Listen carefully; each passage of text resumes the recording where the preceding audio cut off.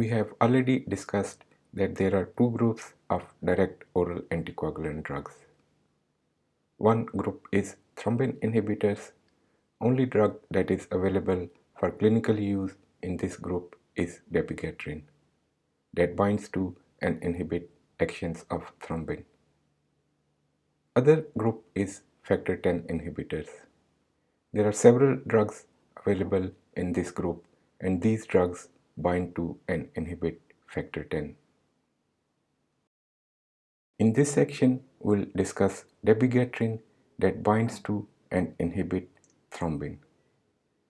Thrombin has an active site, and this active site not only converts fibrinogen to fibrin, but this active site also activates upstream clotting factors that result in amplification of clotting cascade.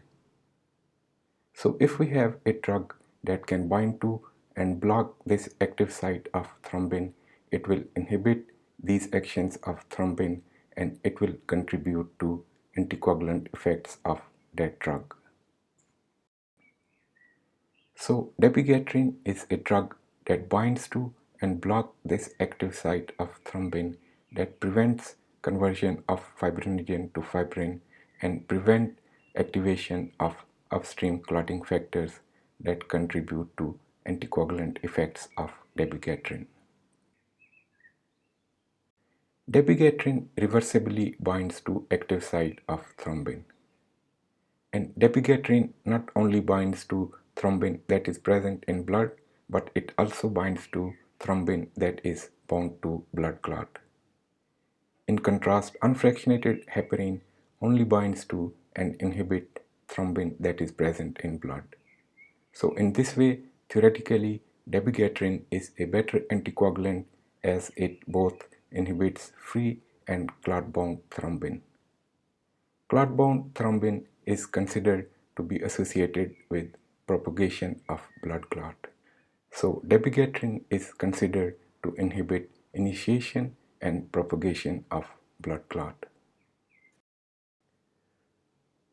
To improve bioavailability of dabigatran, dabigatran is administered as dabigatran ethoxylate.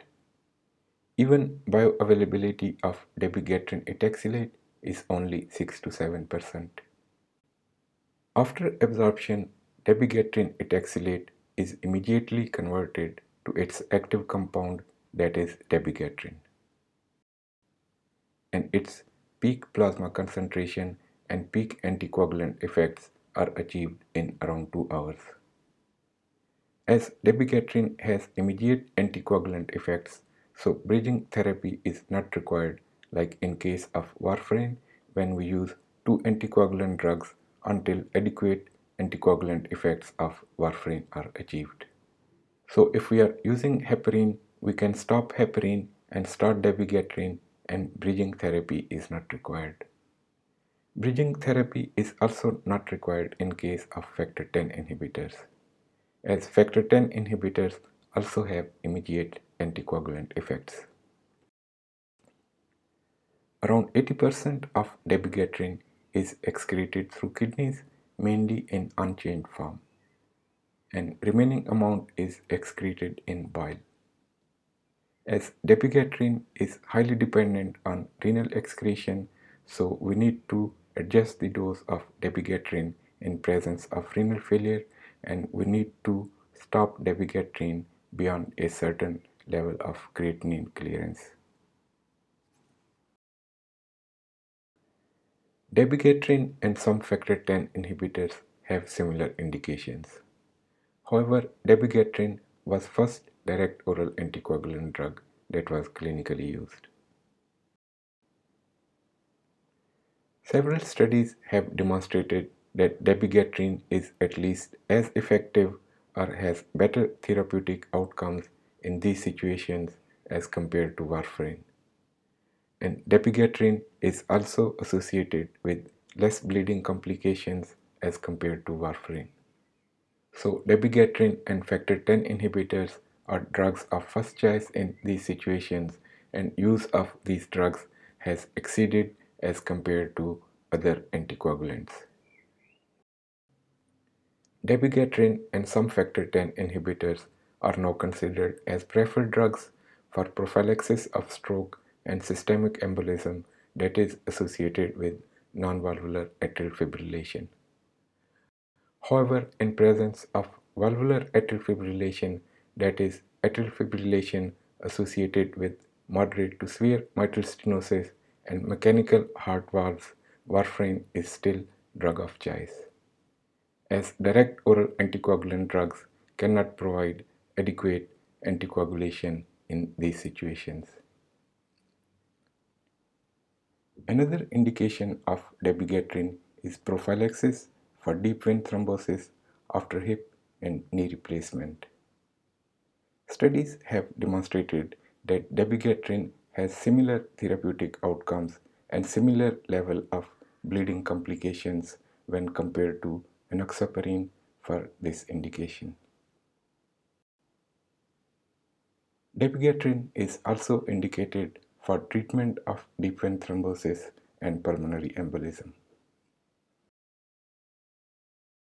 As we have already discussed that dabigatran and also factor X inhibitors are considered to have predictable dose-dependent anticoagulant effects.